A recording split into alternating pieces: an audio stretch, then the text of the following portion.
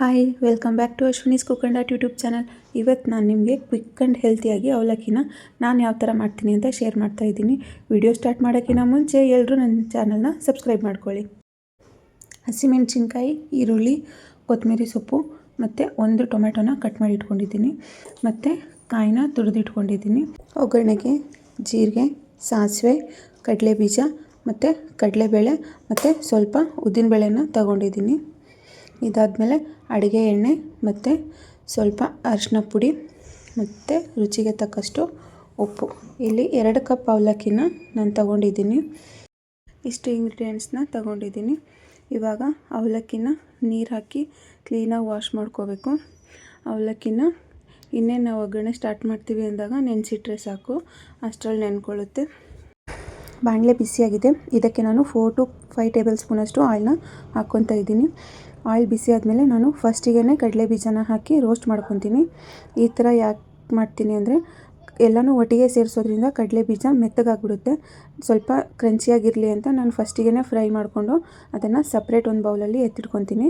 ಇದನ್ನು ಸಪ್ರೇಟಾಗಿ ತೊಗೊಂಡು ನಾನು ಲಾಸ್ಟಲ್ಲಿ ಅವಲಕ್ಕಿ ಹಾಕಿ ಮಿಕ್ಸ್ ಮಾಡ್ತೀವಲ್ಲ ಆವಾಗ ಮಿಕ್ಸ್ ಮಾಡ್ತೀನಿ. ಈ ಥರ ಮಾಡೋದ್ರಿಂದ ಕಡಲೆ ಬೀಜ ಕ್ರಂಚಿಯಾಗಿರುತ್ತೆ. ಇವಾಗ ಪರ್ಫೆಕ್ಟಾಗಿ ಇದು ರೋಸ್ಟ್ ಆಗಿದೆ. ಇದನ್ನು ನಾನು ಒಂದು ಬೌಲಲ್ಲಿ ಸಪ್ರೇಟಾಗಿ ಎತ್ತಿಟ್ಕೊತೀನಿ. ಅದೇ ಪ್ಯಾನ್ಗೆ ನಾನಿವಾಗ 2 ಸ್ಪೂನು ಕಡಲೆಬೇಳೆನ ಆ್ಯಡ್ ಮಾಡ್ಕೊತಾ ಇದ್ದೀನಿ. 2 ಸ್ಪೂನ್ ಕಡಲೆಬೇಳೆ, ಆಮೇಲೆ 2 ಸ್ಪೂನಷ್ಟು ಉದ್ದಿನಬೇಳೆನ ಆ್ಯಡ್ ಮಾಡ್ಕೊತಾ ಇದ್ದೀನಿ. ಕಡಲೆಬೇಳೆ, ಉದ್ದಿನಬೇಳೆ ಎರಡು ಸ್ವಲ್ಪ ಫ್ರೈ ಆಗಿದೆ ಅಂದಾಗ ನಾನಿಲ್ಲಿ 1 ಟೀ ಸ್ಪೂನಷ್ಟು ಸಾಸಿವೆನ ಸೇರಿಸ್ಕೊತಾ ಇದ್ದೀನಿ. ಸಾಸಿವೆ ಆದಮೇಲೆ 1 ಟೀ ಸ್ಪೂನಷ್ಟು ನಾನು ಜೀರಿಗೆನೂ ಸೇರಿಸ್ಕೊತಾ ಇದ್ದೀನಿ. ಇವೆರಡು ಹಾಕಿ ಇದನ್ನು ಸ್ವಲ್ಪ ಫ್ರೈ ಮಾಡ್ಕೊತೀನಿ. ಇದು ಫ್ರೈ ಆದಮೇಲೆ ಇದಕ್ಕೆ ನಾನು ಫಸ್ಟಿಗೆ ಹಸಿಮೆಣಸಿನ್ಕಾಯಿನ ಹಾಕ್ಕೊತಾ ಇದ್ದೀನಿ. ಹಸಿಮೆಣಸಿನ್ಕಾಯಿ ಫ್ರೈ ಆದಮೇಲೆ ಈರುಳ್ಳಿನೂ ಸಹ ಇವಾಗಲೇ ಆ್ಯಡ್ ಮಾಡ್ಕೊತೀನಿ. ಈರುಳ್ಳಿ, ಹಸಿಮೆಣಸಿನ್ಕಾಯಿ ಎರಡು ಫ್ರೈ ಆಗಲಿ.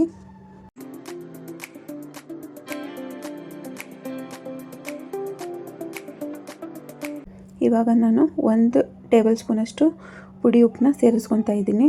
ಇವಾಗಲೇ ಸೇರಿಸ್ಕೊಂಡ್ರೆ ಈರುಳ್ಳಿನೂ ಬೇಗ ಫ್ರೈ ಆಗುತ್ತೆ. ಇವಾಗ ನಾನು ಇದಕ್ಕೆ ಕರಿಬೇವಿನ ಸೊಪ್ಪನ್ನ ಹಾಕ್ಕೊತಾ ಇದ್ದೀನಿ. ಮೊದಲಿಗೆ ಹಾಕ್ಕೊಂಡ್ರೆ ಇದು ತುಂಬ ಫ್ರೈ ಆಗಿಬಿಡುತ್ತೆ, ಆವಾಗ ಸ್ವಲ್ಪ ಜಾಸ್ತಿನೇ ಕೈ ಅನಿಸುತ್ತೆ. ಹಾಗಾಗಿ ನಾನು ಇವಾಗ ಆ್ಯಡ್ ಮಾಡ್ಕೊತಾ ಇದ್ದೀನಿ.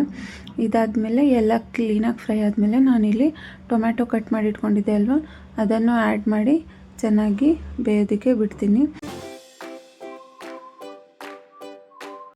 ಇವಾಗ ನೋಡ್ತಿರ್ಬೋದು ಎಲ್ಲನೂ ಚೆನ್ನಾಗಿ ಫ್ರೈ ಆಗಿದೆ. ಎಲ್ಲ ಚೆನ್ನಾಗಿ ಫ್ರೈ ಆಗಿದೆ ಅಂದಾಗ ನಾನಿಲ್ಲಿ ಅರಿಶಿನ ಪುಡಿನ ಸೇರಿಸ್ಕೊತಾ ಇದ್ದೀನಿ. ಒಂದು 1/2 ಟೀ ಸ್ಪೂನಷ್ಟು ಅರಿಶಿನ ಪುಡಿನ ಆ್ಯಡ್ ಮಾಡ್ಕೊತಾ ಇದ್ದೀನಿ. ಅರಿಶಿನ ಪುಡಿ ಹಾಕಿ ಇದನ್ನು ಸ್ವಲ್ಪ ಕ್ಲೀನಾಗಿ ಫ್ರೈ ಮಾಡ್ಕೊಳ್ಳೋಣ.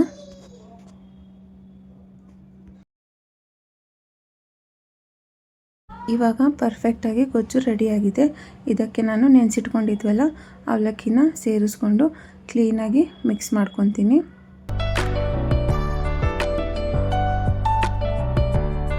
ಎಲ್ಲ ಮಿಕ್ಸ್ ಆದಮೇಲೆ ಇದಕ್ಕೆ ನಾನು ಫಸ್ಟಿಗೆ ಫ್ರೈ ಮಾಡಿ ಇಟ್ಕೊಂಡಿದ್ವಿ ಅಲ್ವಾ ಕಡಲೆ ಬೀಜನ, ಅದನ್ನು ಆ್ಯಡ್ ಮಾಡ್ಕೊತಾ ಇದ್ದೀನಿ. ಅದಾದಮೇಲೆ ಕೊತ್ತಂಬರಿ ಸೊಪ್ಪು, ಆಮೇಲೆ ತುರಿದಿಟ್ಕೊಂಡಿದ್ವಿ ಎಲ್ಲ ಕಾಯಿ ತುರಿನ, ಅದನ್ನು ಸಹ ನಾನು ಇವಾಗಲೇ ಆ್ಯಡ್ ಮಾಡಿ ಎಲ್ಲನೂ ಇನ್ನೊಂದು ಸಲ ಮಿಕ್ಸ್ ಮಾಡ್ಕೊತೀನಿ. ಕಡಲೆ ಬೀಜನ ಮತ್ತು ಕಾಯಿ ತುರಿನ ಲಾಸ್ಟಿಗೆ ಹಾಕೋದ್ರಿಂದ ಒಳ್ಳೆ ಟೇಸ್ಟ್ ಕೊಡುತ್ತೆ. ನೀವು ಒಂದು ಸಲ ಇದನ್ನು ಟ್ರೈ ಮಾಡಿ ಹೇಗೆ ಬಂತು ಅಂತ ನನಗೆ ಕಮೆಂಟ್ ಮೂಲಕ ತಿಳಿಸಿ. ತುಂಬಾ ಈಸಿ ಮತ್ತು ಕ್ವಿಕ್ಕಾಗಿ ಆಗುವಂಥ ಬ್ರೇಕ್ಫಾಸ್ಟ್ ರೆಸಿಪಿ ಇದು. ನೀವು ಒಂದು ಸಲ ಇದನ್ನು ಟ್ರೈ ಮಾಡಿ ಮತ್ತು ಹೇಗೆ ಬಂತು ಅಂತ ನನಗೆ ತಪ್ಪದೆ ಕಮೆಂಟ್ ಮೂಲಕ ತಿಳಿಸಿ. ಮತ್ತು ಇದೇ ರೀತಿ ಹೆಲ್ತಿ ಮತ್ತು ಸಿಂಪಲ್ ಆ್ಯಂಡ್ ಕ್ವಿಕ್ಕಾಗಿ ಆಗುವಂಥ ರೆಸಿಪೀಸ್ಗಾಗಿ ನನ್ನ ಯೂಟ್ಯೂಬ್ ಚಾನಲ್ನ ಸಬ್ಸ್ಕ್ರೈಬ್ ಮಾಡ್ಕೊಳ್ಳಿ. ಮತ್ತು ಬೇರೆ ರೆಸಿಪೀಸ್ ಜೊತೆಗೆ ನೆಕ್ಸ್ಟ್ ವಿಡಿಯೋದಲ್ಲಿ ಸಿಗೋಣ. ಅಲ್ಲಿವರೆಗೂ ಬಾಯ್.